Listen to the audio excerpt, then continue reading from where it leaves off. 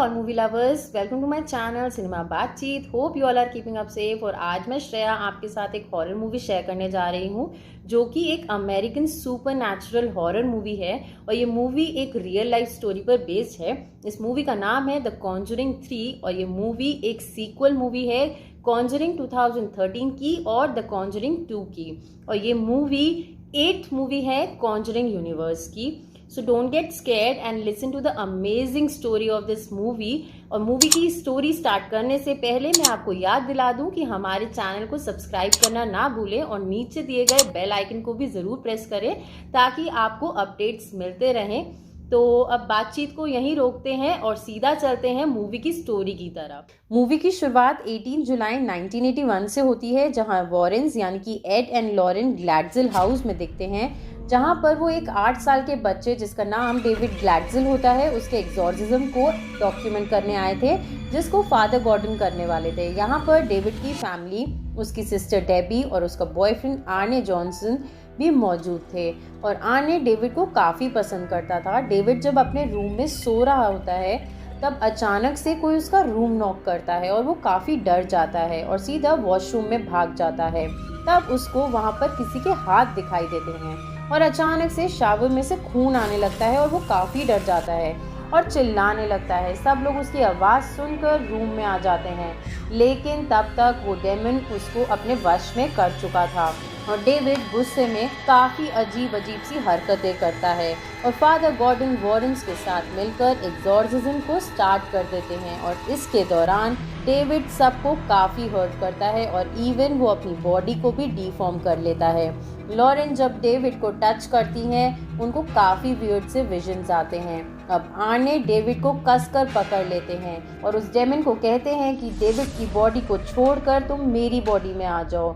और इसके बाद डेविड तो नॉर्मल हो जाता है लेकिन आर्ने की आईज कुछ अलग सी हो जाती हैं और ऐसा लगता है कि जैसे वो डेमन उसकी बॉडी में आ गया हो। एड देख लेते हैं कि डेमन अब आर्ने की बॉडी में आ गया है लेकिन अचानक से ही एड को हार्ट अटैक आ जाता है और उसको इमरजेंसी में हॉस्पिटल ले जाना पड़ता है।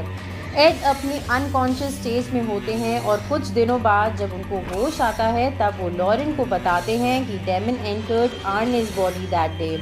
Then Lawrence sends the police to Gladwell house and asks them to stay alert because some tragedy will occur there। अगले ही सीन में दिखाते हैं कि आर्ने और डेबी उनके अपार्टमेंट में हैं जहां पर डेबी ब्रूनो सॉल्स के यहाँ as a dog groomer job कर रही थी और आर्ने यहाँ से शिफ्ट होना चाहता है और उसको हमेशा सुपर नेचुरल पावर्स फील होती रहती हैं जैसे कि कोई लेडी उस पर अटैक कर रही हो। और एक दिन जब डेबी और ब्रूनो लाउड म्यूजिक पर डांस कर रहे होते हैं ब्रूनो आर्ने को भी आने को बोलता है लेकिन तभी आर्ने को विजन आता है कि ब्रूनो एक डेमन है और वो डेबी पर अटैक कर रहा है। तो आर्ने उसको लेकर भागता है और बता दे कि रियलिटी में ऐसा कुछ नहीं था, ये बस आर्ने का इल्यूजन था। और अब आर्ने को लगता है कि ब्रूनो उसको मारने आ रहा है इसीलिए आर्ने ब्रूनो को बहुत बेरहमी से 22 बारी स्टैप करके मार देता है। और अब दिखाते हैं कि आर्ने खून से लथपथ होकर स्ट्रीट पर घूम रहा होता है और वो पोजेस स्टेट में होता है और उसको एक पुलिस वाला रोक लेता है। और अब आर्ले अपने सेंसेस में आ जाता है लेकिन वो पुलिस वाला उसको अरेस्ट कर पुलिस स्टेशन ले जाता है और ये 193 ईयर्स में अब तक का फर्स्ट अमेरिकन मर्डर केस था। जेल में वॉरेन्स आर्ने से मिलने जाते हैं जहाँ पर आर्ने बाइबल रिसाइट कर पाता है यानी कि अभी वो नॉर्मल स्टेट में होता है लेकिन मर्डर के टाइम वो डेमन के वश में होता है। वॉरेन्स आर्ने के लॉयर से मिलने जाते हैं और उसको पोजेशन वाली बात जज के सामने रखने को कहते हैं but the lawyer refuses to do that because according to her ऐसी हियरिंग कभी भी सक्सेसफुल नहीं हुई है आज से पहले। तब एड लॉयर को उनके घर पर इनवाइट करता है ताकि वो उनको एनाबेल से मिलवा सके और उनको डेमन जैसी चीज पर ट्रस्ट करवा सके। सो ऑन 19 सितंबर 1981 डेनबरी सुपीरियर कोर्ट में आर्ने की हियरिंग होती है और उसकी लॉयर कोर्ट में अपील करती है that he is not guilty because he was in a demonic state during that incident। I guess Annabelle ने काफी अच्छे से समझा दिया है उस लॉयर को बट इसका कोई फायदा नहीं होने वाला था क्योंकि कोर्ट में ये चीजें कोई मायने नहीं रखती। और लॉयरन बताती है कि आर्ने के अंदर से जो डेमन था वो अपने आप ही गायब हो गया है जो कि काफी रेयर होता है इसीलिए वो एक्सॉर्सिज्म वाली टेप को दोबारा सुनते हैं। और अब स्टोरी 5 मंथ्स पीछे की तरफ जाती है, जब आर्ने और डेबी डेविड के साथ फर्स्ट टाइम इस घर में शिफ्ट होते हैं और खेलते खेलते डेविड एक वाटर बेड पर लेट जाता है जिसके अंदर एक डेमन होता है और वो उसको अंदर खींचने का ट्राई भी करता है, बट किसी तरह डेविड वहाँ से बचकर भाग जाता है। और तभी प्रेजेंट में वॉरेन्स वहाँ जाकर उस रूम के फ्लोर को चेक करते हैं जो कि काफ़ी ख़राब हो चुका था और दिखाते हैं कि लॉरेन उस घर के नीचे छोटी सी जगह में जाती है जहाँ पर काफ़ी सारे चूहे होते हैं और वो एक बैग के आसपास घूम रहे होते हैं, जिसको हटाने के बाद उनको दिखता है कि वो एक विच टोटेम है और वो उसकी पिक्चर भी क्लिक कर लेती है और इससे ये क्लियर हो जाता है कि यहाँ पे कोई सैटनिक रिचुअल हुआ था जिसकी वजह से डेमन को बुलाया गया था और अब डेविड और आर्ने को ये सब फेस करना पड़ रहा है। ये सब सुनकर फादर गॉर्डन वॉरेन्स को फादर कैसना की हेल्प लेने को कहते हैं, जिन्होंने काफ़ी साल पहले रैम कल्ट की डिसिपल्स को एक्सपोज किया था। और तभी वॉरेन्स फादर कैसना से मिलने जाते हैं और उनको सब कुछ बताते हैं और साथ ही लॉरेन उनको विच टोटेम का फोटो भी दिखाती है। और इसके बाद फादर कैसना उनको अपने घर के बेसमेंट में ले जाते हैं जहां उन्होंने ऐसी काफ़ी सारी चीज़ें रखी हुई थी और बताते हैं कि उन्होंने इन सब पर 9 इयर्स तक स्टडी किया है, जहां उनको ये पता लगता है कि कल्ट के लोग ऐसी चीज़ों के लिए ब्लड सैक्रिफाइस कर देते थे। और फादर कैसना बताते हैं कि ये काफ़ी खतरनाक है और इसको बिल्कुल भी लाइटली ना ले, क्योंकि हो सकता है कि आप सब अपना सब कुछ खो देंगे। नेक्स्ट सीन में एक सैटनिस्ट लेडी देखने को मिलती है जो कि आर्ने की फोटो से कुछ ब्लैक मैजिक कर रही होती है और दूसरे ही सीन में दिखाते हैं कि आर्ने जेल में कुछ सुपर पावर्स फील कर पा रहा होता है और एक डेमन भी उस पर अटैक करता है। और नेक्स्ट सीन में दिखाते हैं कि वॉरेन्स डैनवर्स ट्रैवल करते हैं क्योंकि वहाँ के एक डिटेक्टिव ने उनको बताया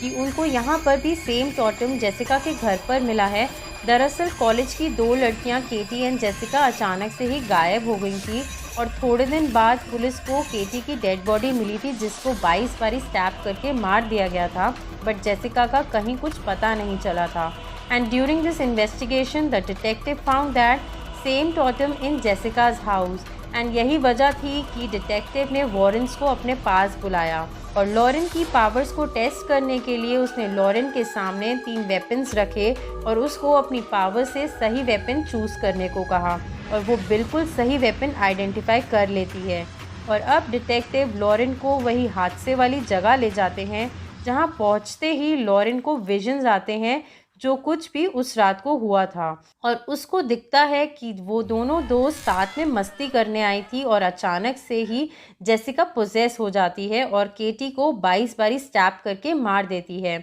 और इसी दौरान लॉरेन सेम एक्शंस करती है जो उस समय केटी और जेसिका के बीच में हुए थे और सेम जैसे जेसिका किनारे की तरफ भागी थी वैसे लॉरेन भी भागती है और उसमें से एक डेमन उसको खींचने ही वाला होता है कि अचानक वहाँ पे एड आके उसको बचा लेता है और ये समझ में आ जाता है कि जेसिका की डेथ कैसे हुई होगी। और वहाँ से एक डेड बॉडी भी मिलती है जिसको आइडेंटिफाई करना मुश्किल था। उस रात वॉरेन्स को डेबी का कॉल आता है और वो बताती है कि डेमन आर्ने को खुद को मारने के लिए प्रोवोक कर रहा है, जिससे आर्ने काफ़ी घबराया हुआ है। एड डेबी को फादर न्यूमैन से हेल्प लेने को बोलते हैं जो प्रिजन के चैम्बर में ही अपॉइंटेड है और इसके बाद एकदम से फ़ोन डिस्कनेक्ट हो जाता है और फिर सीन स्विच हो जाता है जहां पर फादर न्यूमैन आर्ने को होली वाटर देते हैं जिससे वो सर्कल बनाकर प्रेयर करने लगता है। लॉरेन एड को बोलती है that we can break this curse and I had a vision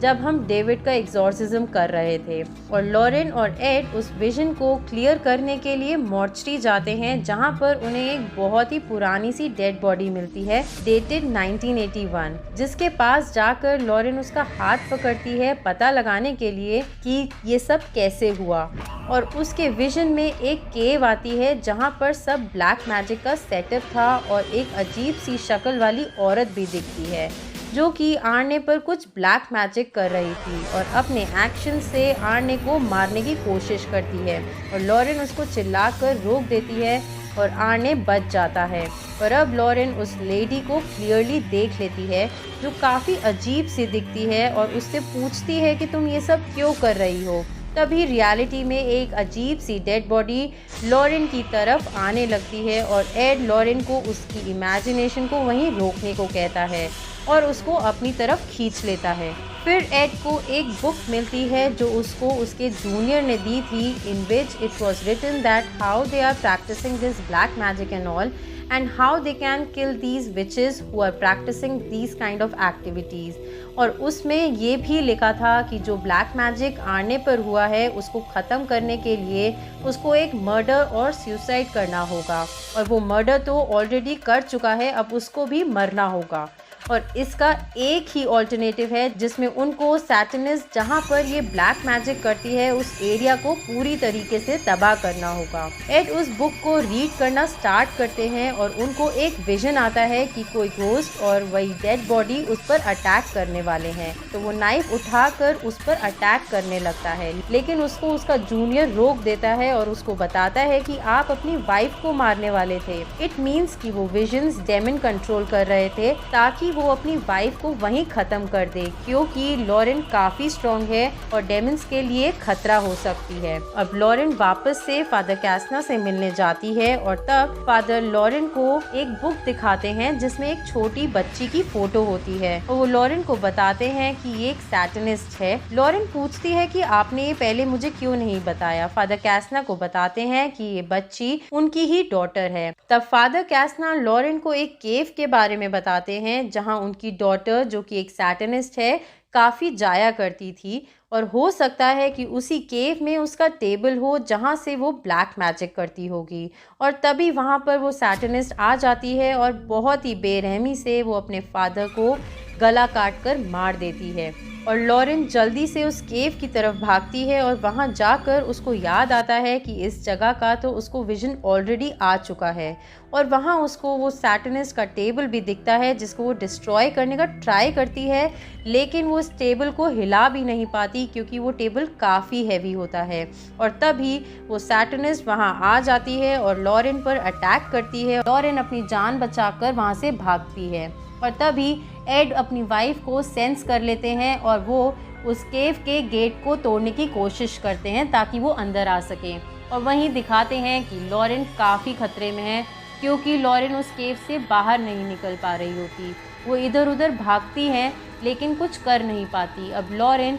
सब तरफ मिरर में अपने आप को देख पाती हैं, लेकिन वहाँ से निकलना उनके लिए पॉसिबल नहीं हो पाता। और तभी वो सैटनिस्ट उस पर नाइफ से अटैक कर देती है, लेकिन लॉरेन किसी तरह उसको पत्थर से मारकर वहाँ से भागती है। और तभी वहाँ पर एड भी आ जाता है और सैटनिस्ट बिल्कुल लॉरेन की तरह बनकर एड के पास जाती हैं और उसको अपने वश में कर लेती हैं। और एड एक हैमर से लॉरेन पर अटैक करते हैं, लेकिन लॉरेन एड को संभालने का ट्राई करती हैं और तभी वो सैटनिस्ट ब्लैक मैजिक करना स्टार्ट कर देती हैं। और दूसरे सीन में दिखाते हैं कि आर्ने की तबीयत काफ़ी ख़राब है और उसको जेल में बांधा हुआ है और वो पोजेस्ड हो चुका है, जिसकी वजह से वो काफ़ी अजीब सी हरकतें करता है। एंड इवन उसने अपनी बॉडी को हवा में उड़ाकर दूसरों को और ख़ुद को काफ़ी हर्ट करने की कोशिश भी की। डेबी उसको रोकने की कोशिश करती है और वहीं दूसरी तरफ एड लॉरेन को मारने की कोशिश करते नज़र आते हैं।